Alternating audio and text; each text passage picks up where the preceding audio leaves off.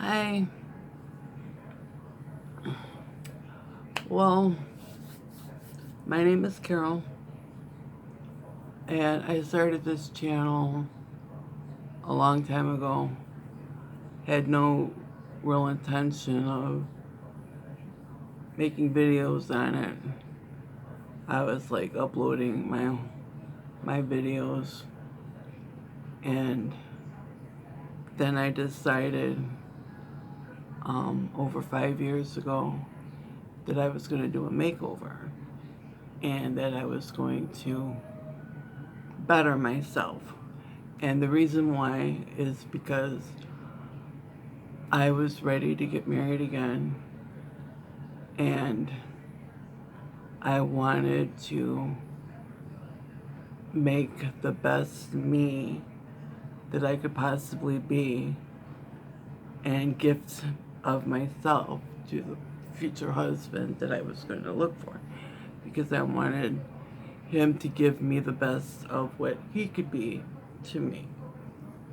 And I felt I couldn't expect something from someone unless I was willing to give it myself. Well, what happened was in September of 2013, I got bit by a mosquito that was carrying the West Nile virus. And I fell in the 1% where it could have killed me. And had I not been in the hospital at the time, I would have died. If I was home, I would not be here today. But I just happened to be in the hospital. They wanted to send me home for what, I don't remember any of this part, but for whatever reason, I refused to go home. And around 3 in the morning, I had a seizure, which is part of the West Nile, and I stopped breathing. And they had to perform CPR and get me on a breathing machine. And it took them a number of weeks, but they had to do a spinal tap, and it confirmed I had West Nile. And what came with it was meningitis. And they had induced a coma, so I was like in a coma for like a week. And then for the second week I was in the hospital, they started pulling me out of it. And by that time, I was temporarily paralyzed. I was a quadriplegic. And I could not even lift my arm above the bed. I could barely lift my hand. I could probably wiggle my fingers a little bit. But I had to sign power of attorney over to my mother because I was not capable of speaking. I was not capable of moving. All I could do was see with my eyes and maybe turn my head a little bit one way or the other, but I was very limited in what I could do. And so even to sign power of attorney, the nurses had to pick up my hand so that I could make an X on the paper because I couldn't sign my name. It was too much. And how they did it is I held the pen and they took the board and went like this. That's how I agreed, because I couldn't even do that. And so that left me for the next year trying to recover. And it was a little over a year. Well, it was a little bit under a year. I was able to stand by myself. without any assistance. And I'll tell you, when that day happened, I was so geeked. I was so excited. I was so happy. And it was really a hard journey. I was over 300 pounds when it began. And by the time it was all done and over, just before I went home, I weighed in at around 170. I had lost well over 100 pounds. And because I was bedridden through most of it, I never got to see the transformation of going from 300 plus pounds down to 170. Did not get to see myself because I couldn't stand in front of a mirror to see what was going on. And all I had was a hand mirror to just see my face. And so, people take pictures of me. I'm laying in bed. I have these big, frumpy hospital gowns on me. And I think the first time I really felt thin was when one of the respiratory therapists, a guy, came in to help the nurses to pull me up. And he was used to me being heavier because he hadn't worked with me in a while. He goes to put his strength in pulling up, and he did it so hard I felt like I flew up into the air. So what I'm saying is that time kind of messed up my attempt to make myself over, which is what I was decided to do with this channel. And that was 5 years ago. I think it'll be 6 years in September that, or maybe 5 years September. I can't do math in my head. But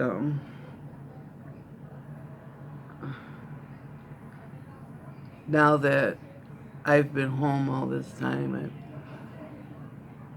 gained all that weight back. And my doctors were like, you gotta lose the weight, and I didn't know what I was doing wrong, why the weight was coming back on, except for that I was eating again. And because I was on tube feeding, I couldn't eat as much as I used to, and I was a very slow eater.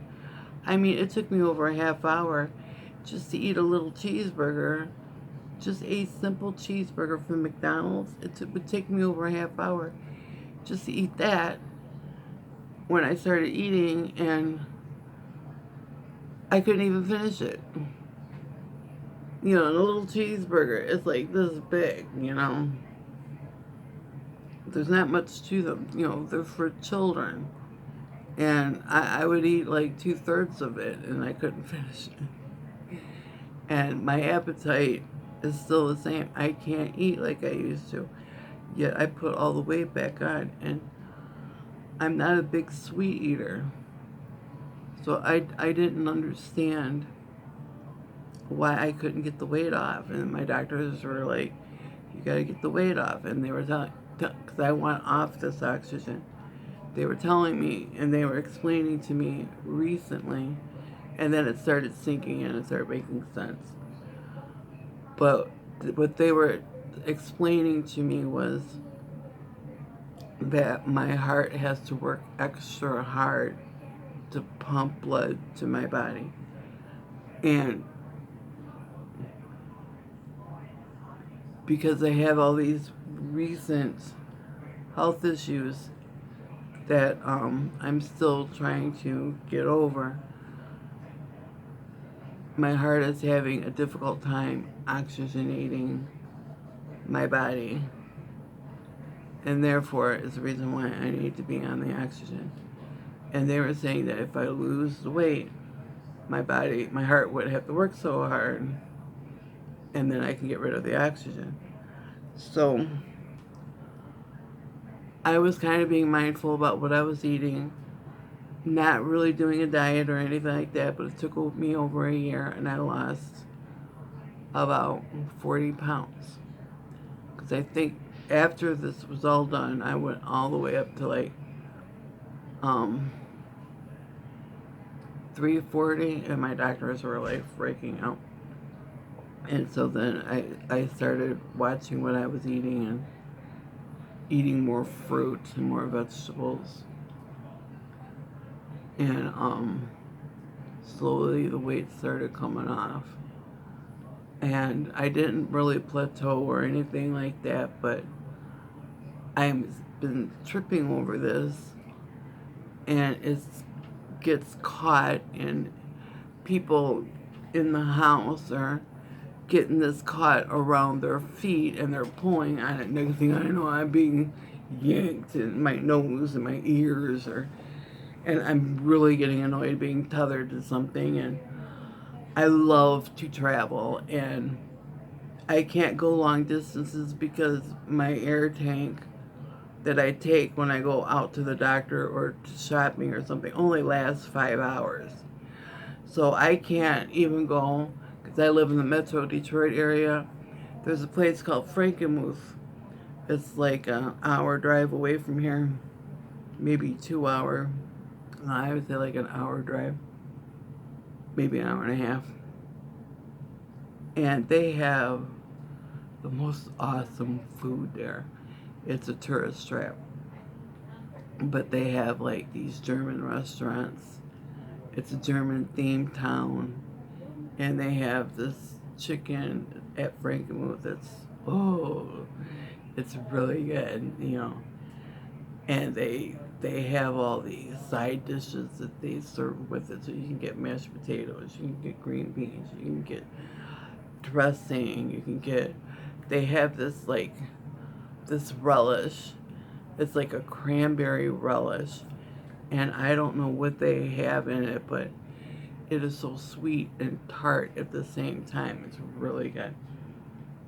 And they have all these other little things. And then they have like this local bakery. And they give you this bread. And they give you honey and butter or honey butter and all these different spreads. And then they have these local jam makers. And you have like these jams that you can try. Because there's like one of the gift shops you can go to. They have these jams and jellies, and they have anything and everything that you could possibly make jelly out of. They have cucumber jelly, they have pickle jelly and onion jelly, and they have all these little samplers that you can try, and then you can, you know, buy what you like and, you know, take it home or gift it to other people. And then, of course, they have a really nice cheese shop, and they have a really nice um,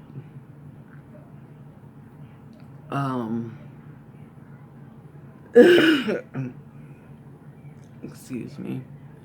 They have a really nice candy shop, you know, that makes fudge right in front of you, and then they have like these antique shops and these, you know, gift shops. And then the most famous thing that Frankenmuth is known for is that they have the Christmas store.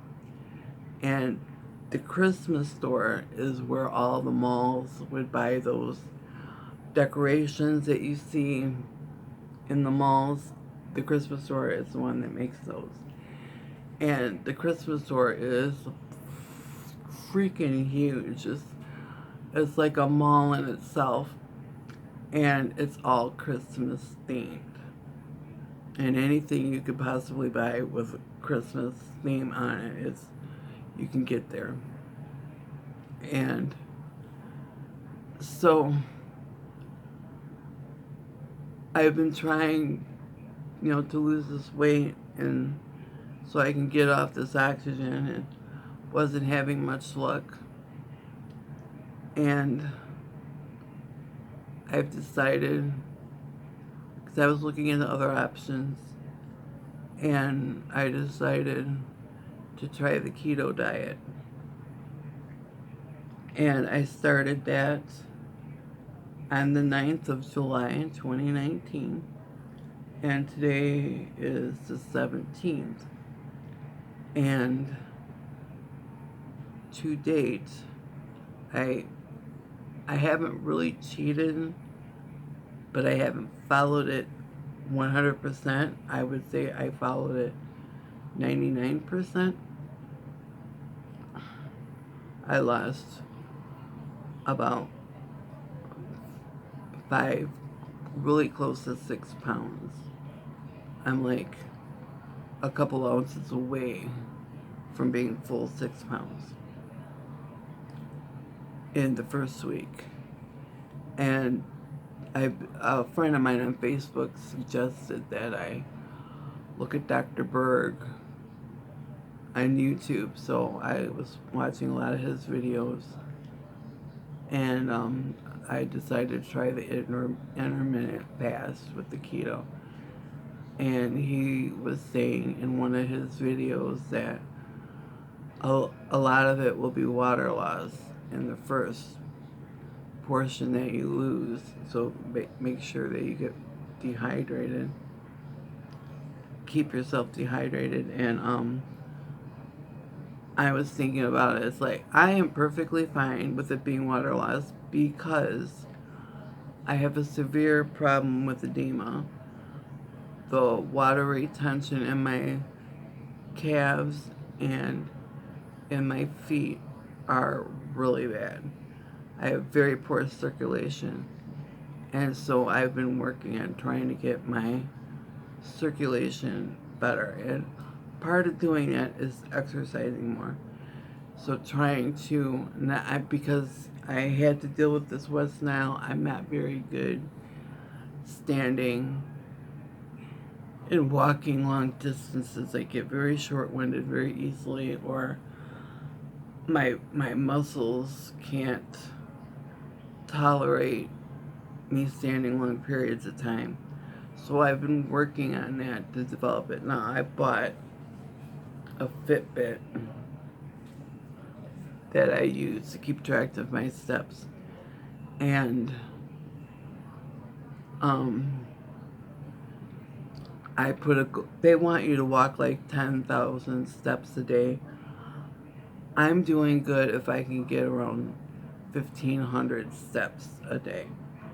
And so on my thing, I have the goal set for 2,000 steps a day. And right now, it is 11:43, and I only got 476 steps in. So I gotta get cracking because it's almost noon, and I'm not even halfway through my goal yet.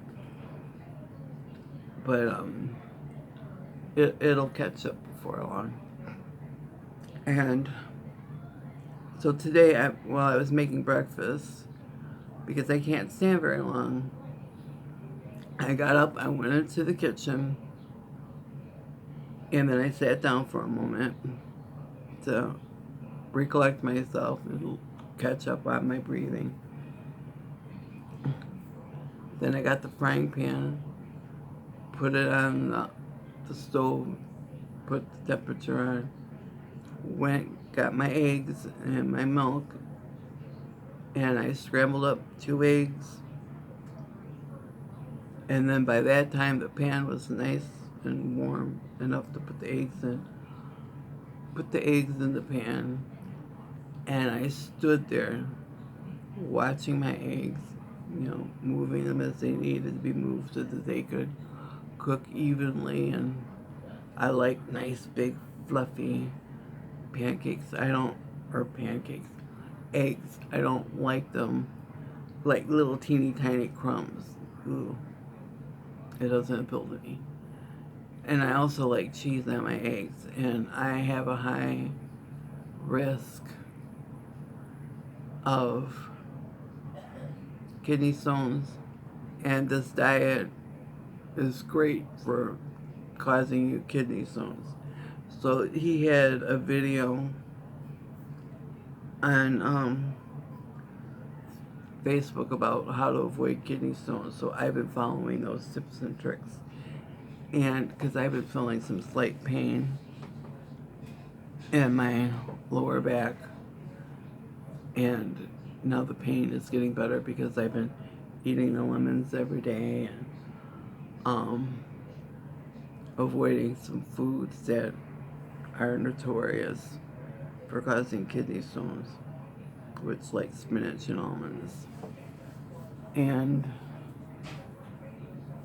I stood the whole entire time while I prepared my eggs, while I cooked my eggs, and then I turned off the oven and let everything settle and melt down before I sat down.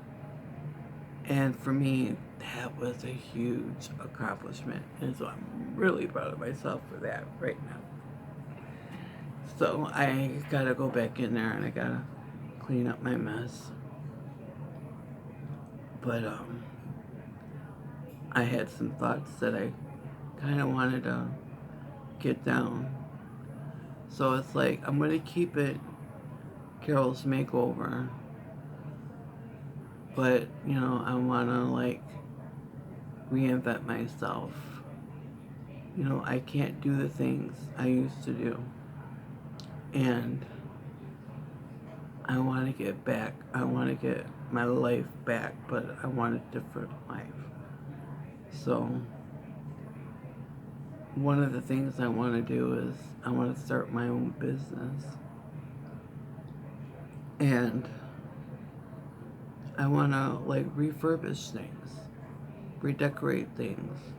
You know, I have a craft area. I have a bunch of crafts, tools and everything. I like working with polymer clay, and I've been watching these videos about paper clay, and so that's kind of got my interest piqued. And I've been kind of like going around to different thrift stores and looking at furniture that I might be able to tinker with and, you know, maybe fix it up and try to resell it, make a little profit on it maybe. But yeah, it's my dream to kind of have my own little business. So I just have to kind of think about how I want to do it and how I want to go about it. But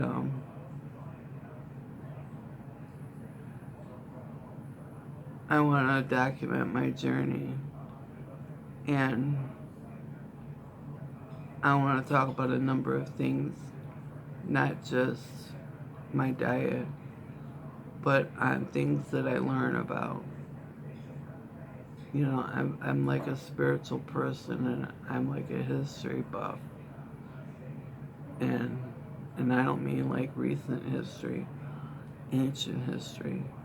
I'm very much interested in old cultures and try to figure out what they were all about and the technology that they had. You know, I'm very interested. Like I was looking at a scripture in the Bible, and it was talking about where the fingers. Here I have it. I don't think I. Oh, why does it do that? Oh, never mind. I lost it. But it was talking about the fingers setting the moon in its place. And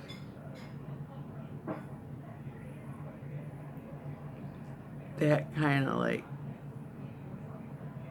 hold on. Because a long time ago, I heard that there's an ancient Chinese thing that said that the moon came here. And like they were saying, the moon was not always here. And they were saying that the moon came here.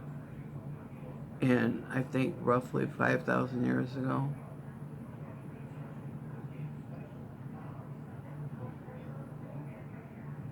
And I can't find references about that, but that was something that I heard a long time ago. And maybe somebody will know what I'm talking about. But there's like an ancient Chinese legend about the moon coming. And then I read in the Bible this morning that the moon was set here. Not created.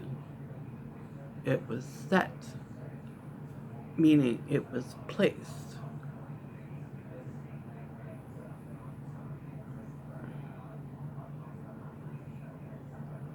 That boggles my mind because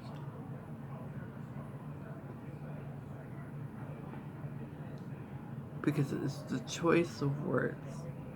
That's one.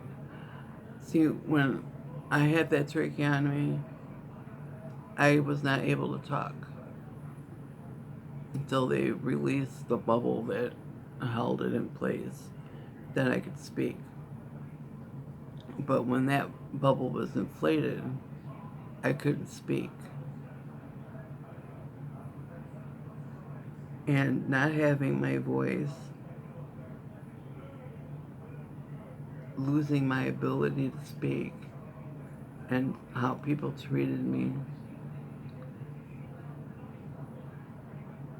you really have no idea how for granted you take the sound of your voice until it's taken away from you. And I mean quite literally. And so that's one of the reasons why I want to do these YouTube videos, is I want to use my voice. You might not agree with what I have to say, whatever. We all have our different opinions. You know what they say about opinions, everyone's got one. And that's the truth. But there's a lot of things that I have to say. And you can hear me or not hear me or whatever, but I want to leave my mark in some kind of way. And it seems like I'll never have children, so I won't have a legacy that way. But if I put myself out there in a digital land and use my voice to the best of my ability, then I have that way of doing it. And I can talk about anything that I want to. This is my channel. And it's going to cover multiple different things. It's not going to be on any one subject. I'm not looking for people to follow me. But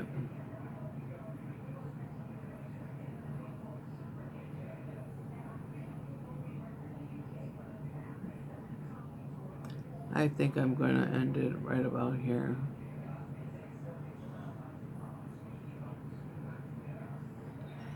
Because I want to keep track of my diet and how it affects me and what works for me and what doesn't work for me. I want to say that when I said I didn't follow my diet 100% though, it's because I had coleslaw 2 times. And coleslaw has sugar in it. And when you're on a keto diet, you're supposed to omit all sugar. And I found there's a recipe for keto-friendly coleslaw dressing. So I'll have to get there's a couple ingredients that I need for it. And then I'll go for it. All right.